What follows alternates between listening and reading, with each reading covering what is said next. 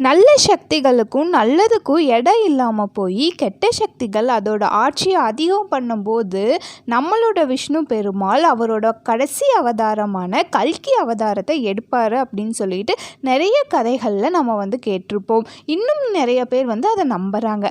கல்கிங்கிறது யார், கல்கி அவதாரம் பற்றி இந்த வீடியோவில் நம்ம தெளிவாக பார்க்கலாம் வாங்க. நீங்கள் இதுதான் ஃபர்ஸ்ட் டைம் என் சேனலை பார்க்குறீங்க அப்படின்னா மறக்காமல் என் சேனலை சப்ஸ்கிரைப் பண்ணிக்கோங்க. வாங்க வீடியோக்குள்ளே போகலாம். விஷ்ணு பெருமாளோட எல்லா அவதாரமும் உண்மைன்னு நினச்சிங்க அப்படின்னா விஷ்ணு பெருமாள் எடுக்க போகிற இந்த கல்கி அவதாரமும் ஒரு உண்மையாக தான் இருக்கணும். விஷ்ணு பெருமாள் அவரோட கடைசி அவதாரம், அதாவது 10வது அவதாரம் தான் கல்கி அவதாரம் அப்படின்னு சொல்கிறாங்க. இந்த கல்கி அவதாரம் எப்போ அவதரிப்பார் அப்படின்னு கேட்டிங்க அப்படின்னா நமக்கு தெரிஞ்சு 4 யுகங்கள் இருக்கு இல்லையா, திரும்பி இந்த 4 யுகங்கள் தான் வந்துக்கிட்டே இருக்கும். அதில் கடைசி யுகம் தான் இப்போ நடந்துட்டுருக்கிற இந்த கலியுகம். இந்த கலியுகத்தில் நல்லதுக்கே காலம் இல்லாமல் போய் கெட்டது மட்டுமே இருக்கிற அந்த டைமில் மக்களை காப்பாற்றுறதுக்காக நம்ம விஷ்ணு பெருமாள் எடுக்கிறது தான் இந்த கல்கி அவதாரம். இதில் அவர் கெட்ட சக்திகளை அழித்து நல்லதுக்கு காலத்தை உருவாக்கி தருவார். எந்த மாதிரியெல்லாம் கெட்டது நடந்தால் இந்த அவதாரம் விஷ்ணு பெருமாள் எடுப்பார் அப்படிங்கிறது நாம் பார்க்கலாம். கலியுகத்தோட கடைசி நாளில் தான் இந்த கல்கி அவதாரத்தை விஷ்ணு பெருமாள் எடுப்பார். ஆனால் நமக்கு எந்த டைமில் அந்த பீரியட் முடியுது அப்படிங்கிறதெல்லாம் இன்னும் தெரியல. கலியுகம் 4,32,000 வருஷங்கள்னு சொல்கிறாங்க. இப்போ தான் ஜஸ்ட் ஒரு 5000 வருஷம் முடிஞ்சிருக்குன்னு சொல்கிறாங்க.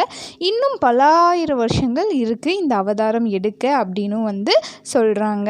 நிறைய புராணங்களில் பேசப்படுது. இந்த உலகமே ஃபுல்லாக அநீதியால் நிறைஞ்சிருக்கணுமாமா.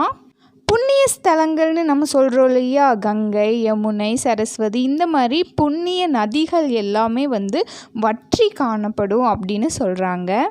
பசு இனங்களே அழிஞ்சு போயிருக்கோம், அந்தளவுக்கு மோசமாக நம்ம நாடு மாறிடும். அதுக்கப்புறம் மக்கள் எல்லாருமே நான்வெஜிடேரியனாக தான் இருப்பாங்க. அதிகமாக நான்வெஜிடேரியனை சாப்பிட தான் விரும்புவாங்க. ஹஸ்பண்ட் அண்ட் ஒய்ஃப்குள்ள ஒரு உண்மையான நம்பிக்கைத்தன்மையே இருக்காது. அது ரொம்பவே அந்த ரிலேஷன்ஷிப் மோசமாயிரும்னு சொல்கிறாங்க. மனிதநேயம் அப்படிங்கிறது எந்த மனுஷன்கிட்டேயும் இருக்காது.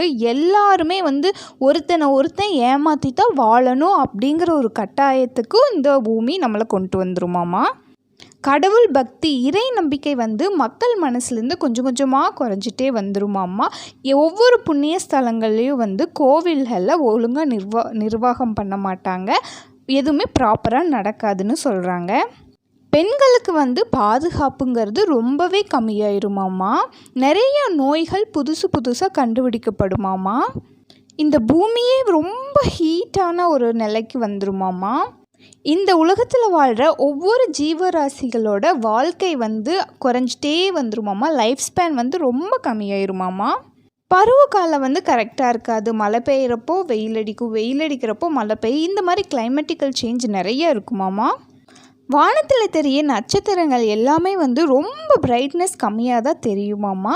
மக்களை சொல்கிற தலைவன் தான் இருப்பாங்களாம். மக்களை கொள்ளையடிக்கிற ஒரு தலைவன் தான் இந்த பூமியில் இருப்பாங்களாமா. சொத்துக்காக சொந்த தாய் தந்தையே கொல்ற நிலைமை கூட வருமாமா. மக்கள் மனசில் ஒரு நல்லது இருக்கவே இருக்காது. சுயநலம், பேராசை, பொறாமை, போட்டி, இந்த மாதிரி கெட்ட விஷயங்கள் தான் மனுஷங்களோட ஃபுல்லாக மனுஷங்க மனசுலேயே நிறைஞ்சிருக்குமாமா. யாருக்கிட்டையும் துளி சந்தோஷம் கூட இருக்காதாம்மா. இந்த மாதிரி ஒரு மோசமான சூழ்நிலையில் தான் கல்கி அவதாரம் எடுப்பார் அப்படின்னு எல்லாம் நம்புகிறாங்க.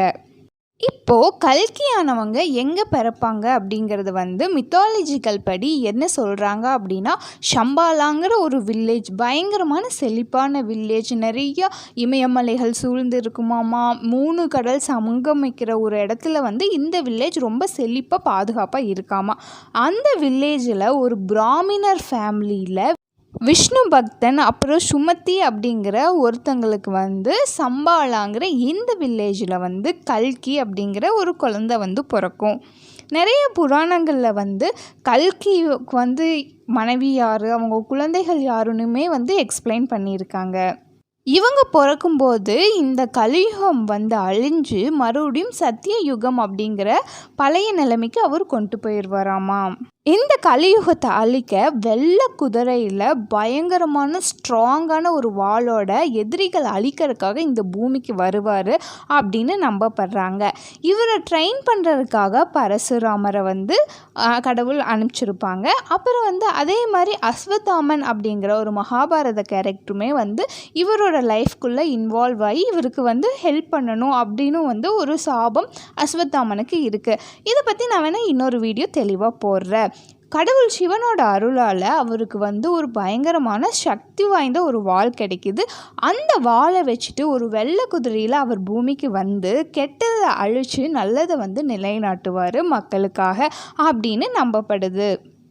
இந்த கல்கின்னு சொல்லப்படுற இவங்க ரொம்ப பக்தி நிறைஞ்ச ஒருத்தங்களாக இருப்பாங்களாமா, அதி புத்திசாலியாக இருப்பாங்களாமா, மிகுந்த உடல் வலிமையோடு இருப்பாங்களாமா, எல்லா நல்ல குணங்களையும் தனக்குள்ளே கொண்ட ஒரு சிறந்த மனிதனாக இந்த உலகத்துக்கு வருவார், இந்த உலக மக்களை காப்பாற்றுவார் அப்படிங்கிறது ஒரு ஐதீகம், ஒரு நம்பிக்கை.